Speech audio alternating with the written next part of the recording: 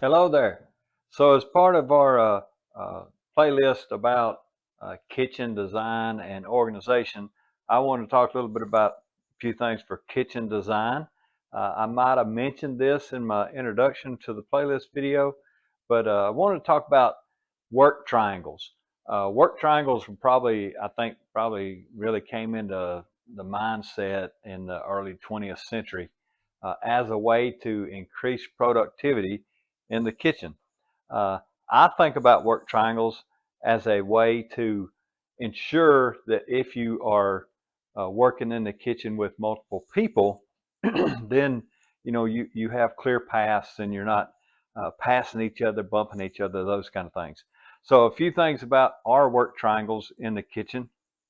Uh, this is my bride's workspace. She mainly, the idea is that she mainly processes fruits and vegetables. And so that's one of the reasons we purchased this uh, refrigerated drawer set.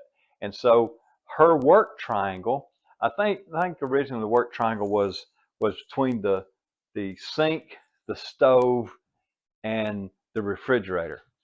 I think of a work triangle better as being between the workspace where the item is stored and where you cook the item. So to me, it would be between the refrigerator, the work counter, and the stove. Yeah, the sink is important, but really, if you think about it, you use the sink while you're cooking to either obtain water or to wash an item as you're doing your mise en place and your prep.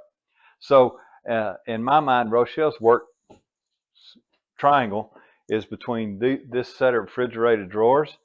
Sometimes she works here. We've got a booze block, um, chopping block right there, and then her counter space here, and then she's got access to the stove in this kind of a work triangle area. This is her work area. And in my area, I do process vegetables, but mostly it's for processing meat. And so the meat is stored in our main refrigerator. My work countertop is here, a butch block countertop, and the stove's here. So I'm working in this area while she's working in this area. And so you can see how, we're not passing each other a lot while we're cooking. Yeah, we both have access to the sink. I could be here and she's access to the sink. I can access the sink, and then we both have access to the stove. So that's the main work triangles. Now I'm going to turn you around and talk a little bit about our baking area. So now I'm in the baking area of the kitchen. If you want to think about it as areas where you're processing things, fruits and vegetables over there, meats over there, baked goods over here.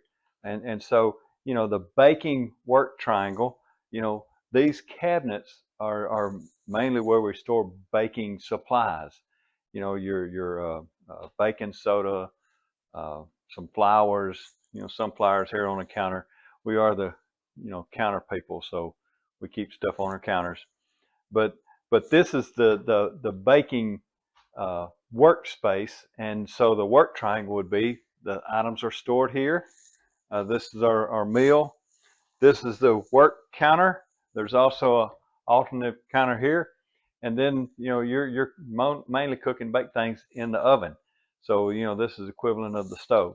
So work triangle here, and it's separated from the work triangles over there. So during holidays, with our girls' home, we have plenty of space to spread out and work. We can have people working over there, people working over there, and someone working over here. So, just a quick little discussion on work triangles. That's what works for me mostly.